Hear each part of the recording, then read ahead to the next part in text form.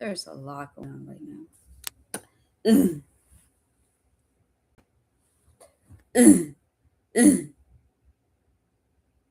Shalom. This is author Kay Barrios here at Maniseta Media, and we are working with the National Guardian Project today um, to, well, we're doing a little bit of a podcast on what to do when your perpetrators know more than you. Um, when they're specialized in things that they're using that they're using against you, and when those things are so important in society that nobody believes you, it can be happening. Uh, my last podcast showed somebody somebody just passed by my window. Um, just my family. My family is very important to me, and when I say that, sometimes you have to. Oh man, sometimes you have to send a letter instead of calling on the phone. It's true. It's true. Sometimes you have to do that in order to stay alive. And people say, well, why are you using, just use your phone call? Well, uh, maybe the best thing you can do right now is not use the phone because if, hold on, I'm getting a phone call. Hello?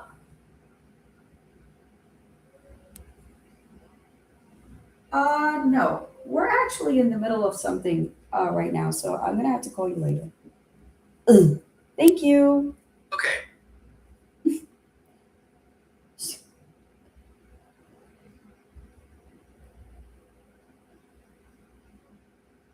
That was weird. Hey, what happened? Uh-oh. The call, that was weird. The call dropped. I don't know what happened. The call dropped. Hmm. Siri went off, and now my screen doesn't open.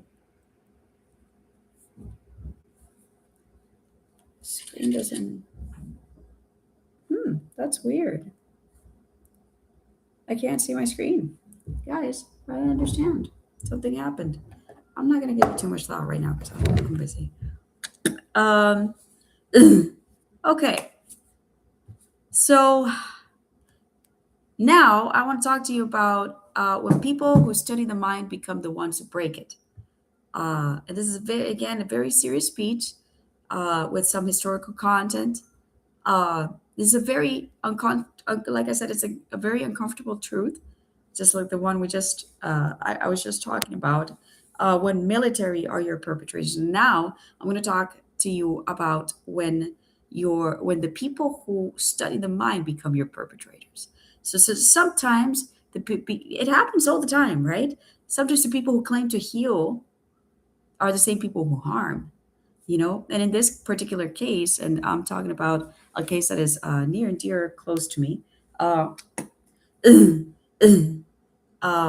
we're talking about psychologists, neurologists, psychiatrists, behavioral scientists, interrogation specialists, religious counselors who weaponize belief, and other things. um,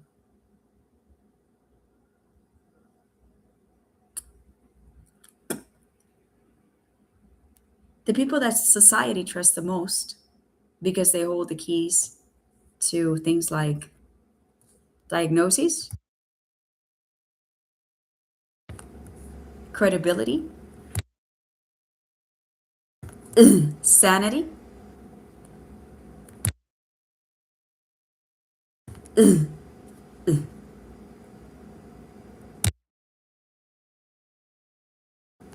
and the official record of what happened.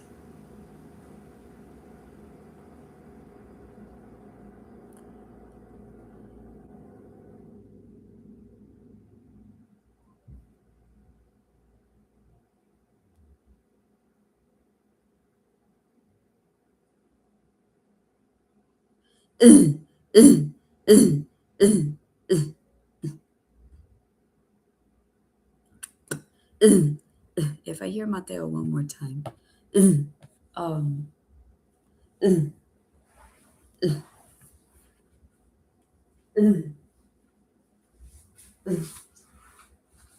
um, guys, children are very, very, very important. Very important. I was talking about that yesterday. I made I made a very serious comment about that yesterday. About how children are the most important. In heaven, it's God, Jesus, and children. I think that's the hierarchy. I think that that's the level of importance. Not Elio. Elio went to hell. The Lord rebuke you. I'm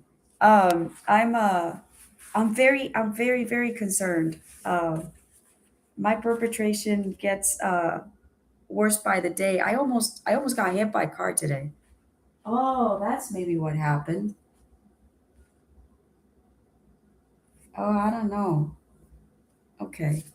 I almost got hit by a car today, and my phone fell, and the back part broke a little. Um, and I can't see the screen now, so maybe that's what happened. I don't know. All right, so the myth of psychological authority. Let's talk about that. Because what happens when these people become the perpetrators? We're taught to believe that these people are, that psychologists and doctors, just in general, doctors, that they're ethical, that they're well trained, that they would never harm anyone, and that they know what's best. They take an oath to that effect. And yes, many mental health professionals are compassionate and ethical. But history shows us something else. Expertise does not guarantee morality. Authority does not guarantee safety. And credentials do not guarantee integrity. Some professionals have used their knowledge to manipulate, silence, discredit, and psychologically injure people. Not by accident, but by design. That's what I'm going through. It's one of the things that's being done uh, against me and many other victims of terrorism, victims of war crimes.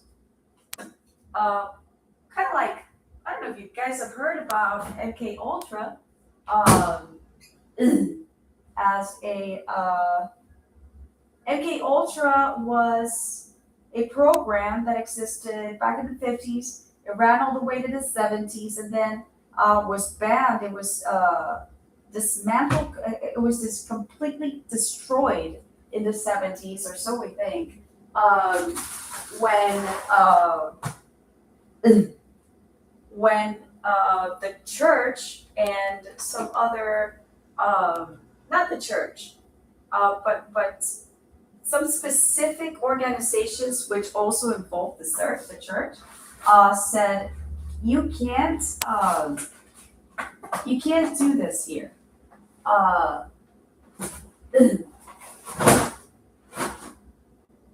you can't do this here. Uh, and the reason was, I'm sorry, I'm doing something else while I'm talking to you because I have to.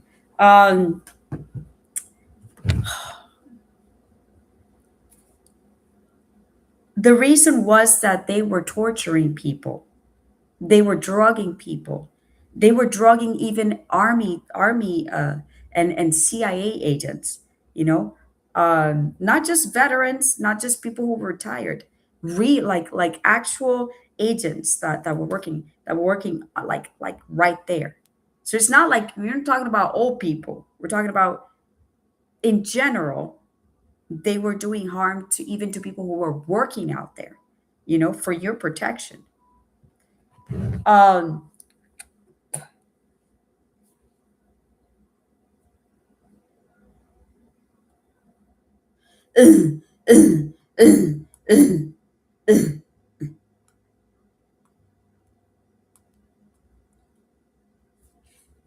so Um, so there are people still doing that kind of stuff right now. I don't know if they're foreigners doing it to people in the US, because unfortunately, we have a lot of foreigners who are not good people. And yes, you're going to call me Donald Trump on this one, but I agree on one specific fact. Some people are not righteous no matter where they come from. They're white, they're red, they're yellow, they're brown, or black. Whatever color they are, they could be green, they could be blue, whatever color they are, the Lord rebuke them. They're not doing the right thing, and they're hurting other people. So here's the historical reality: the psychological abuse has happened, and there are people out there saying, "Oh, this is a myth. This is something that it's conspiracy theory." No, this is factual. MK Ultra was a real CIA program. Again, let me give you the historical facts. 1953 to 1973, that's the span of time. So 20 years, full almost 20 years, involving psychological torture, drug experiments, sensory deprivation, coercive interrogation, attempts to break mental resistance. It was declassified, but it was real. Condemned by Congress, but real. You know, it wasn't an unreal thing. Now, the apparently mythical thing that they say is myth is that it's still happening, that it's still going on, that the program did not actually close, but that they said it was closed so that uh, so that it wouldn't, that they said it was closed, but it was never closed. Uh, the facts are that the program was closed, but apparently something else emerged along the same lines. There was a lot of evidence, probably, and a lot that they had um, come up with, and maybe they didn't want to let it go. Maybe they said, well, maybe we can do this in a different context, in a context where it's not so harmful, where people can still, use the information that we gave for military purpose. I don't know what. Let me just go back on this. Maybe there were people who wanted to keep on doing the same bad stuff, you know? Now, other countries also conducted similar abuses. Soviet psychiatric hospital, I don't want to say the name, used diagnosis to silence dissidents. And China's re-education programs use psychological coercion. Did you know about that one? Ah, you think that they're so well disciplined, right? I wonder why. Well, when you live in a communist country that doesn't know what communism is for, you know. Argentina's dictatorship used psychological torture during interrogations, and religious cults worldwide have used ritualistic psychological control. Certain extremist groups use spiritual punishment as coercion, and these are documented, not speculative.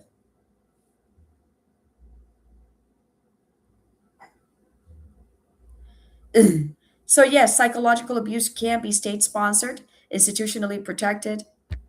Like, for example, here in the US, it can be happening. I think it is.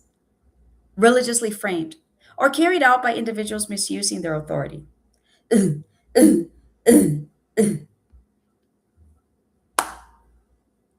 Guys, do you want to know what just happened? I want to tell you.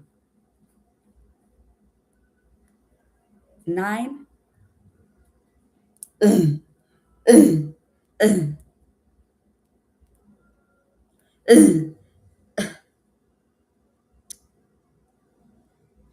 I was just about to talk about silencing through diagnosis. Anyway, the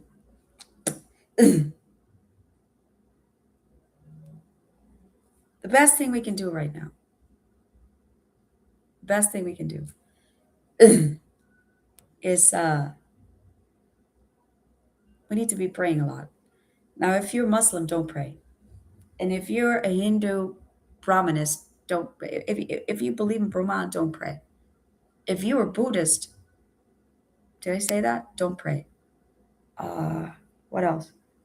If you're a Jehovah's Witness, pray because you pray to Yahweh, but don't forget to pray to Yeshua.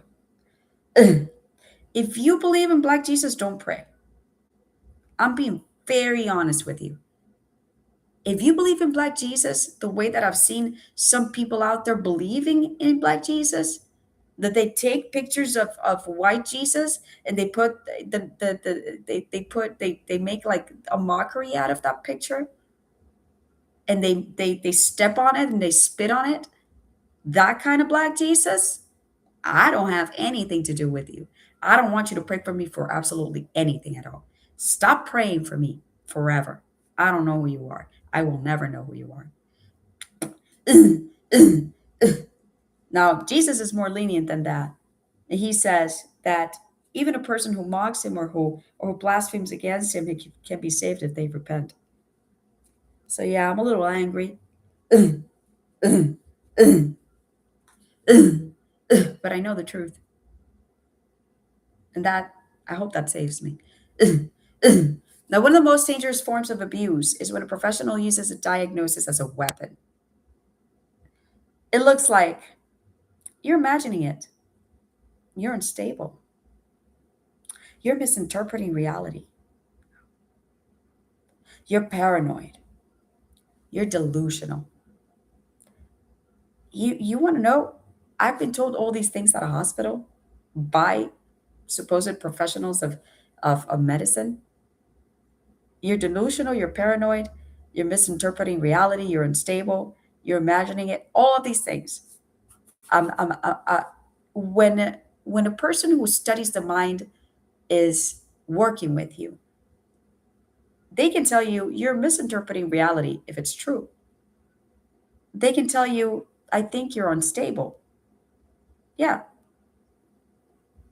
They could tell you, I think you're imagining it, but they can't say, oh, you're being paranoid. You can say, they can say, well, this might be a delusion, or this, I think that you're experiencing delusions, but they can't say you're delusional. A medical professional is not allowed to hurt you by law. A medical professional is supposed to help to heal you by law. That is their job. And I'm talking about law because that's what matters here. You can be a professional, not a professional, but you can be a well learned psychiatrist, psychologist, counselor, whatever. You can know all this stuff. But like I said before, it doesn't mean that you have integrity. Doesn't mean that you're a good doctor. You know all these things, but you might not use them righteously. Now, that's why I want to use the law here. Legally, it doesn't matter what you know. You have to do what the law tells you is right with that profession. If you don't, then you can go to jail. You lose your license, you lose your certifications. That's it. You cannot practice anymore. All right. Now, the problem with all of these things, with the doctor saying you're imagining, you're unstable, you're misinterpreting, you're paranoid, you're delusional, is not whether or not they can diagnose you that way. It's that they use it in to hurt you specifically. They're saying it because they are doctors and they can diagnose you, or they can give opinions on your health that appear to be true because they are professionals in the area, certified, whatever's, you know. A person with a psych major might say, oh, I'm a psych major to someone, and that person starts talking to you about their mental problems, and you give them your opinion, but you're not a medical doctor. So you're not really supposed to be giving a diagnosis, and your opinion is really just based on text, not on reality. And text is not reality, is not a diagnosis. But the person might take it as diagnosis. And if you tell them if you don't tell them this is my personal opinion as a person who studied under this major or under, has studied this material, and it is not a diagnosis, don't use it as a diagnosis, that person can become confused and diagnose himself. Next thing you know, the person is killing themselves or hurting themselves or others because of a diagnosis that you did not tell them, you didn't give them. You know? So it's really important for us to be very, very careful. But there are people out there historically who have used this tactic to discredit people, not because the person is really unstable, but to silence victims, to undermine testimony, to protect institutions, and bury misconduct. It is psychological abuse disguised as care from a psychological major, or a psychology major. So, talk about unpoetic justice, right? Or poetic injustice. That's what I wanted to say. Sorry, I was coming up with it as I went. That's the thing about adlib. Okay, so that's why I have the Juice Lab help me with some stuff. Religious or ritualistic psychological abuse. What is that? Now, some perpetrators hide behind religious authority, spiritual counseling, ritualistic purification, or moral superiority. They use guilt, fear, shame, isolation, and divine punishment to control victims. This is not faith, it's coercion. And it has happened in cults, extremist groups, abusive religious institutions, and authoritarian movements. Again, documented, not imagined. But what happens what happens when the doctor is also the ritualistic psychological abuser? You have a double whammy. It's it's a very, very dangerous mix. Does that exist? It does. This is what victims of the new MK Ultra, which is no colloquially or publicly known as, and well, it was documented by one person, Catherine O'Brien, I think her name was. It's called Project uh, Monarch, and this person spoke about MK Ultra resurging in this sort of like ritualistic or satanic version of MK Ultra. Now, I don't think there was anything really much um, documented about out of body experiences with MK Ultra because I never read the actual documents. I've read about MK Ultra. I've become uh, a little bit knowledgeable about it, but I have not read the actual archives. And I don't know if I can. Maybe if I go to the Library of Congress, I can get a lot of information there. Um, or maybe the Copyright Office, they might have something. Now, what do you do when you start going through all of these things and you see the environmental symptoms and you start, feeling all of these symptoms that are like, I can tell you that some of the symptoms uh, are, well, feeling guilt, feeling fear, feeling ashamed, isolating yourself, feeling that you are, being divinely punished, feeling that your testimony will never be believed, that no one will ever protect you, um, that these people are never going to be caught. Um, all these things. Uh, some people even pull out of their religion and out of worshiping God because they feel like it doesn't work. But the thing is that there are different reasons into why we fall into this kind of trouble. And I'm going to be very honest with you right now. I believe in what I'm about to say, the way that some people don't believe in it. I believe that sometimes, as people, we get into trouble with God, and God punishes us, and He punishes us in ways that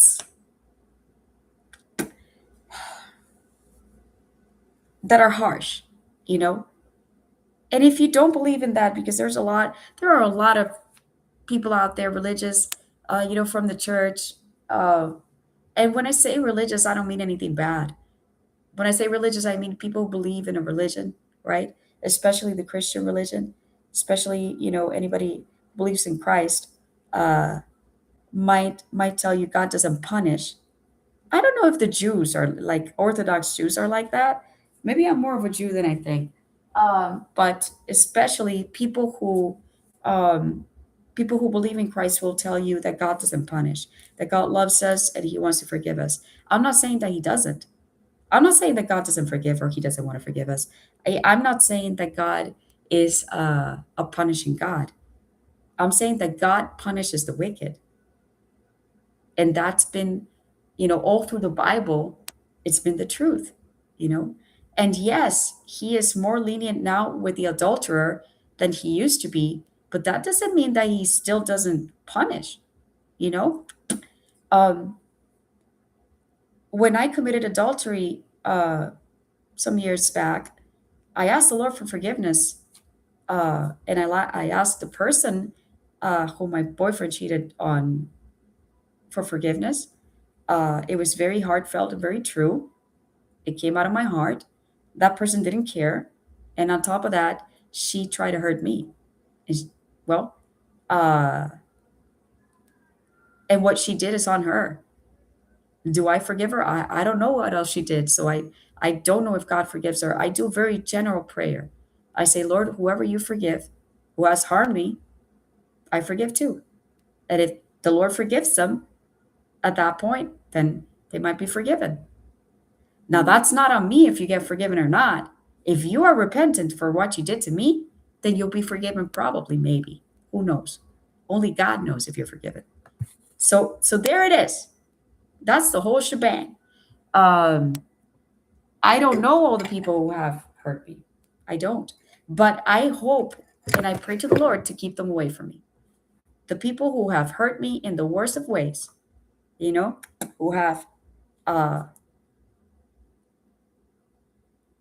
I just don't want to be friends with a lot of these people. And yes, my parents hurt me, but well, I've had my conversations with God about them many times. And what I've said is, Lord, whoever you want to take out of my life, take them out.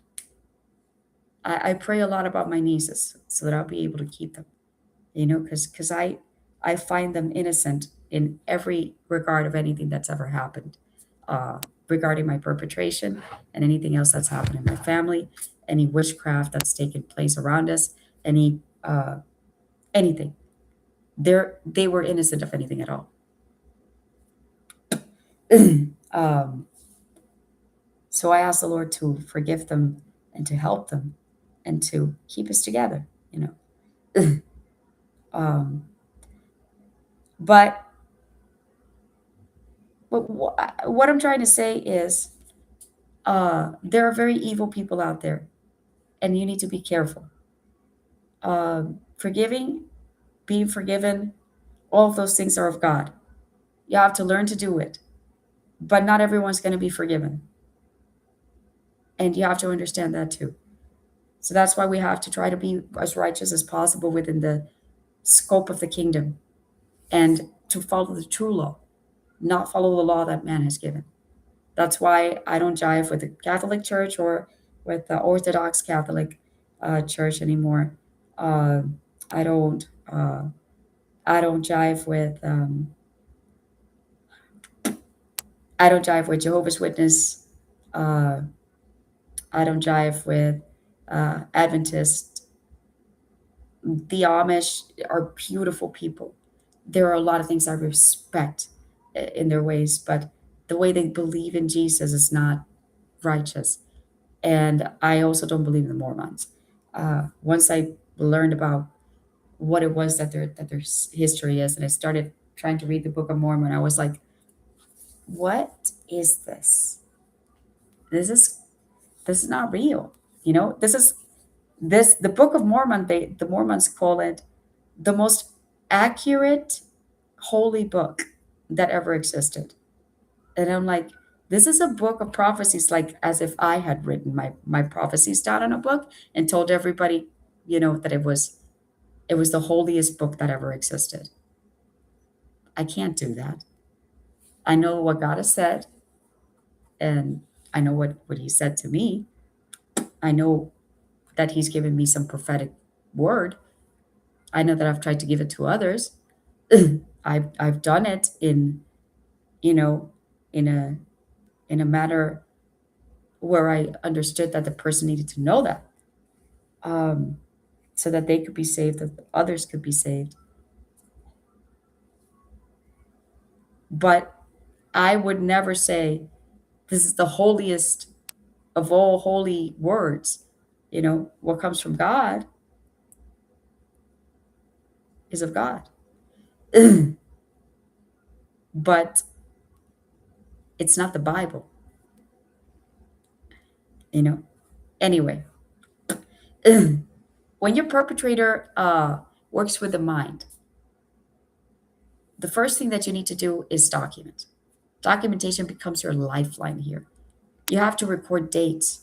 You have to record statements. You have to record contradictions, treatment plans, dismissive comments, attempts to silence you, any religious or ritualistic coercion. And yes, I'm talking about the ample framework of when a psychologist, psychiatrist, neurologist, or anybody who works with the mind is your perpetrator.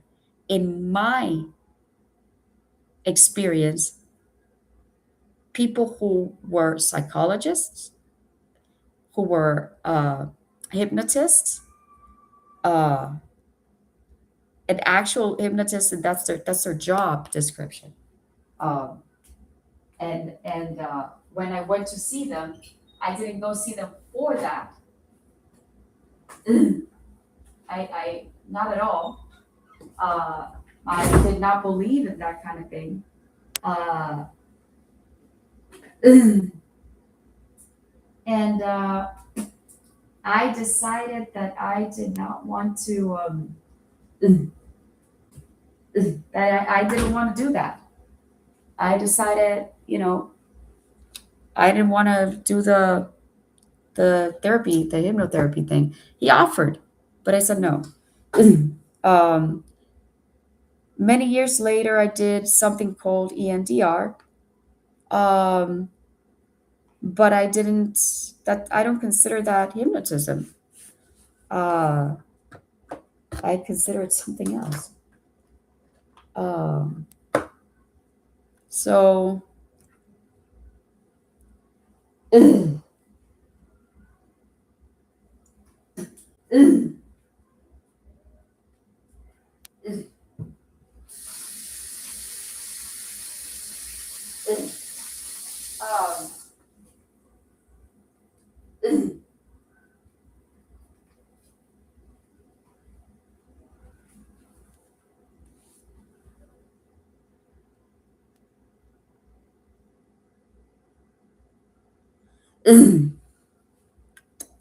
so yeah, your records are going to protect you from being rewritten, basically. So I gave as much information as I could to the authorities, and that's already been documented.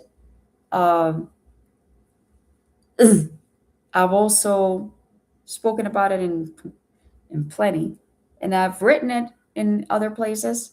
I've talked about my experience and my testimony online quite a bit, uh, and I've told many doctors what I'm going through, even if they don't believe me and they've tried to call me, you know, uh, a person who is not who is imagining things.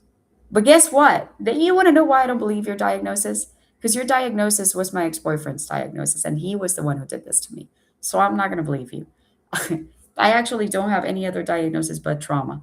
Uh, and that is the most correct diagnosis I think that anybody can give me. But my trauma isn't going to kill me. All I need is to pray. And that's it. Um, Second opinion from a different institution. Get a second opinion.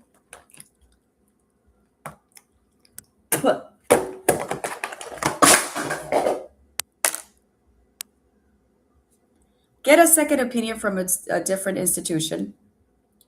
If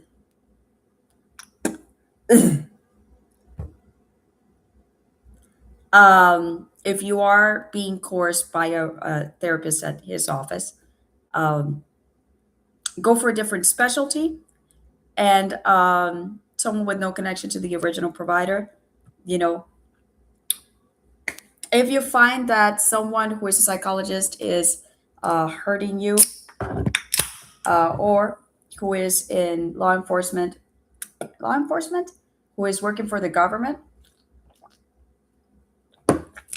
um, I need you to go immediately. Immediately. There's no camera here. I don't have absolutely any cameras now. None. Uh huh. Take no money. I'm going to take more sin no money.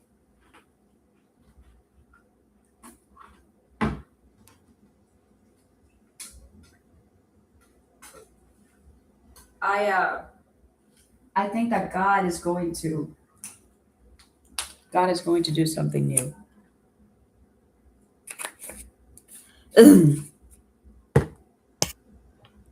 um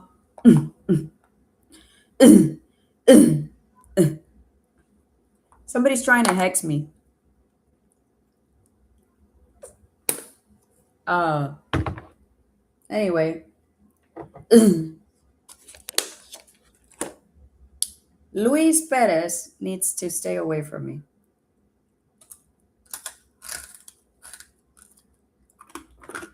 And Marilyn Isales, she needs to stay away from me too. Uh Norma Bracero,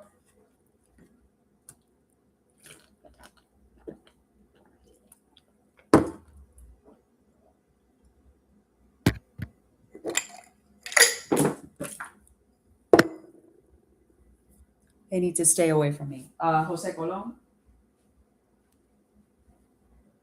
all these people. Why? Because they're hurting children, that's why. And I'm going to put them in jail if I can. What they're doing to me is hurting children. Real children. Like little ones. So.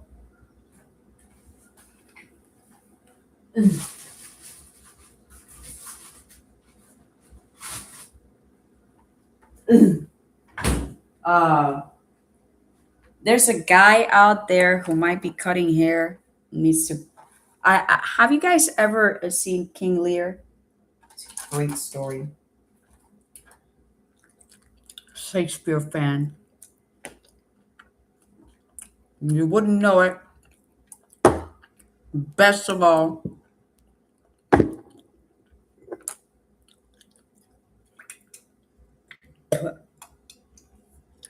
um, I have you ever met somebody who hits so hard that they can knock your teeth off? Yeah, I'm one of those people.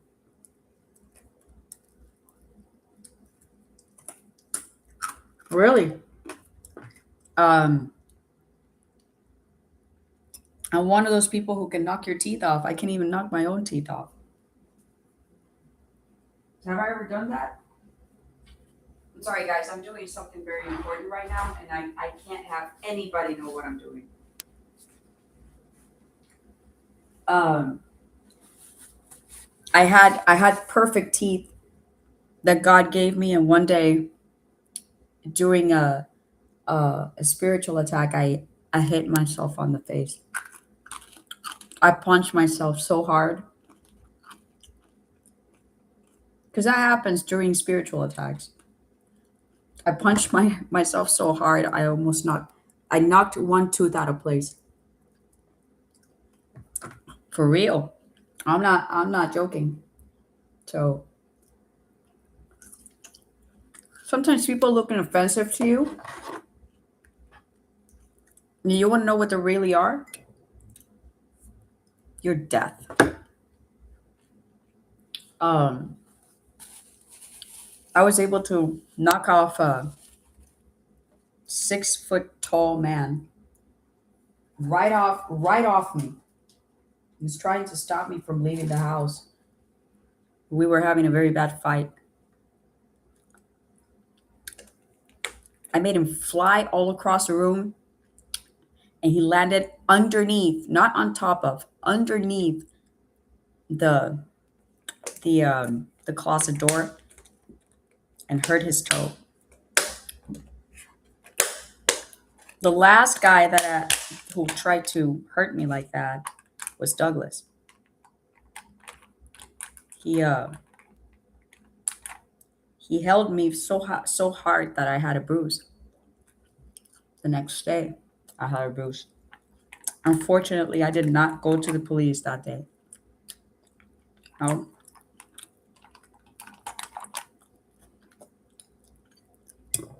unfortunately, I did not go to the police that day.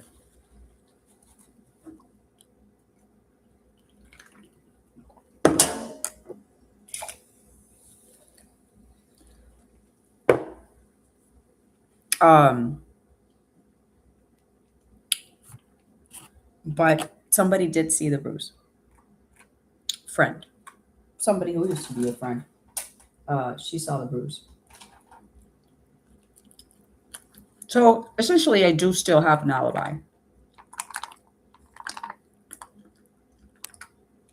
Like I said, you need to be really careful about what you think you're doing to people. You might not be doing anything at all. No, you don't have any mothers. You don't have people. Um,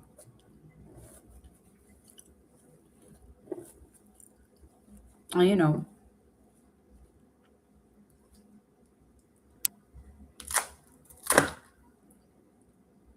um,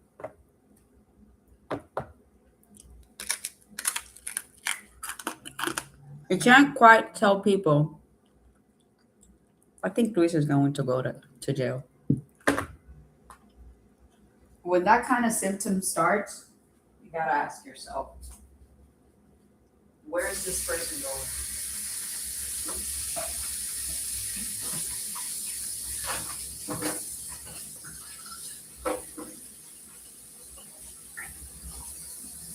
Well, guys, my phone is not working. Wow, I don't get it. What's going on? Okay, well, I'm gonna have to use my other phone now, but um, well, that's not fun. Or I can just get a new phone, you know. So I have a lot of money now. Yeah, yeah, with all this SSI that Juan Ramos led me to get, Mayra Gonzalez, Marilyn Gonzalez, etc. Every time you do that, you kill yourself. You're not an angel. You don't have power. You're a demon. And I renounce you in the name of Yeshua. And whatever you're doing to Jose Echevarria is going to come back to you because that man is a good man. I'm talking to Marilyn Gonzalez and her children. To Jose Colon.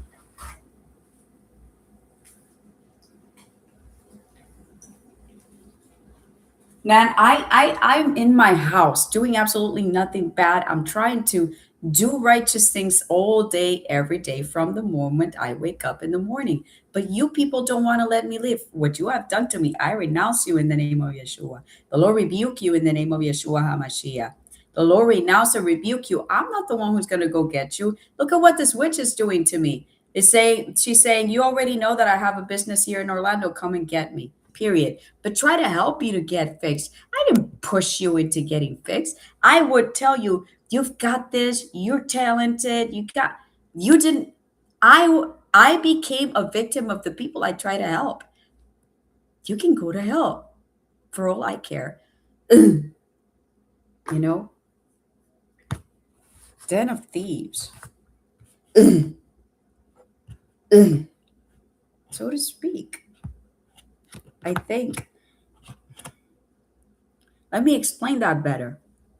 Let me say that in terms that I can understand. Because God also understands it when I'm talking like that. It is a travesty that I helped you and you tried to kill me. It is a travesty when people say, I want to help you, and then they try to kill you too. So, what I do all day in my house, not try to help you, try to take you to jail. Because if you're going to hurt people, you don't deserve to go anywhere. Pierre Motar died. He died. I just keep hearing all these bubbling things. You know who's the only person who knew the name of Peter Motar? Well, there were two people, two sets of people. One of them was Elia Chavarria, the damn demon from hell from Jacksonville, who keeps stalking me in every way that he can stalk me. Ritualistically, the Lord rebuke him. Ritualistically, electronically, all of these people, I don't know you anymore. I don't want to know you anymore. You're not my friends. You will never be my friends again. And it's not that something is talking through me. This is who I am. I hate you now. And on the bonus, for some reason I can't understand, I've got my counselors from Puerto Rico and Gineni Concepcion, who is a big fat whore and who's going to have to talk to the police face to face about what's going on today. Um, she she's a demon too.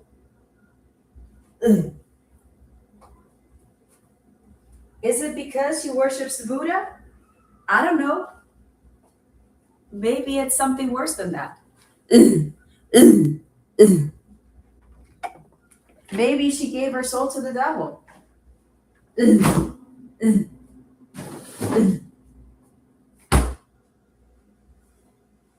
I know my ex-boyfriend's mother did, and Delio did. They worship Belial. That's what my father said. You know who Belial is? Belial is the name for basically for being a bad person. Period. That's what Belial is. It's a demon. Period. So, well, this post obviously went nowhere. But it's okay because I got to say a lot of things online. Maybe somebody who needed to hear it heard them, and maybe that person is going to do something about it.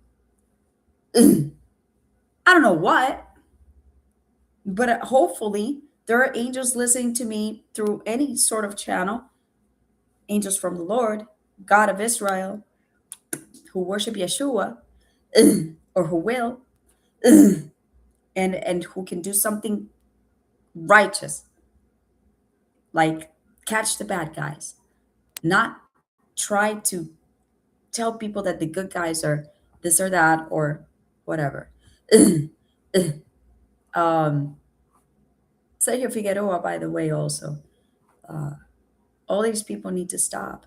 They need to stop.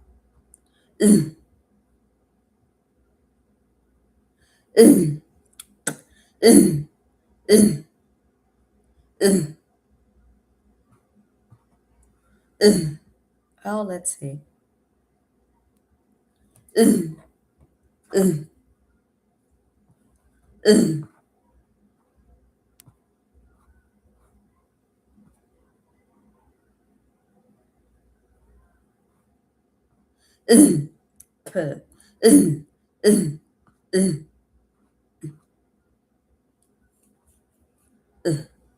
It's $0.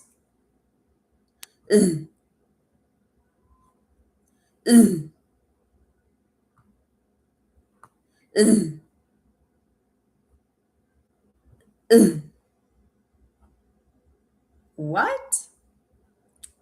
Ugh, ugh, ugh, ugh, ugh.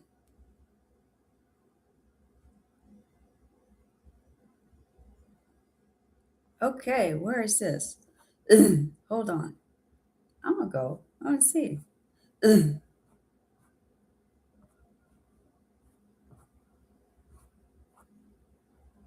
ugh, ugh, ugh. No refunds. It's ugh, ugh,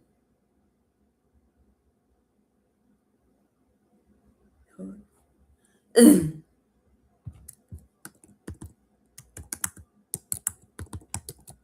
ugh. Oh, I don't want to hear anything at all. What zoo? I'd like to go to the zoo. Let's go to the zoo. You said a bad word. Yeah. You guys know where that's from, huh? I know where it's from. The Seattle Aquarium. How many of you would like to go to the Seattle Aquarium or the Space Needle? You know that big restaurant? Yeah, it's Chicago, isn't it? Isn't that Chicago? Seattle? I don't know. Just hi. Hello. Do you see what I see here?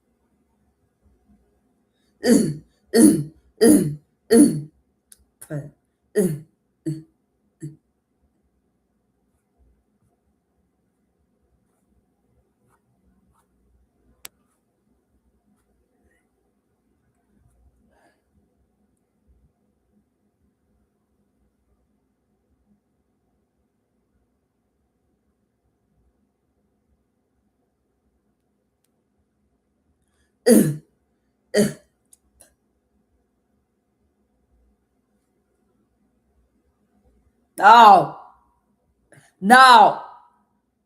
The Lord rebuke you. The Lord rebuke you, Elio Echevarria, to whatever you're trying to do with Carla. Ugh, ugh.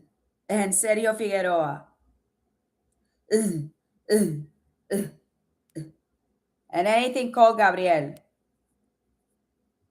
Not in the name of Yeshua, you leave.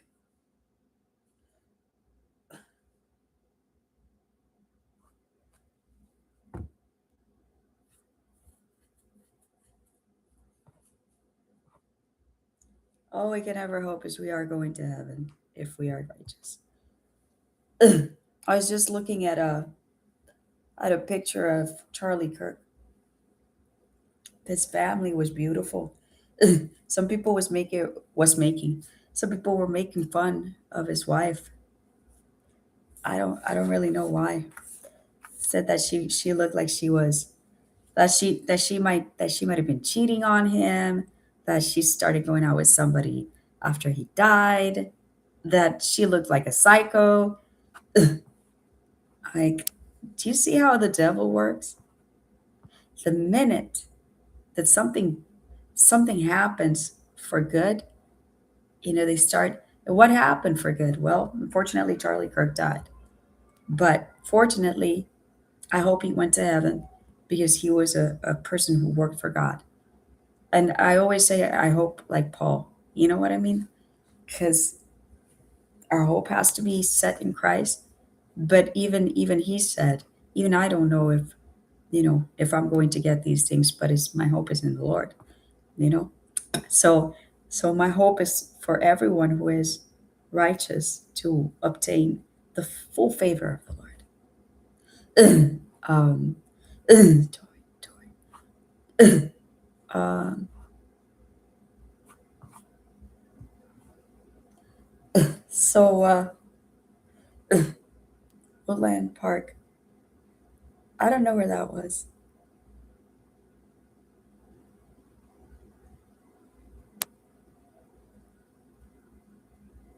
I actually never went to many places. So in the U.S., so I don't know. Um, okay. Well, anyway, um, this post is already not servable, I think.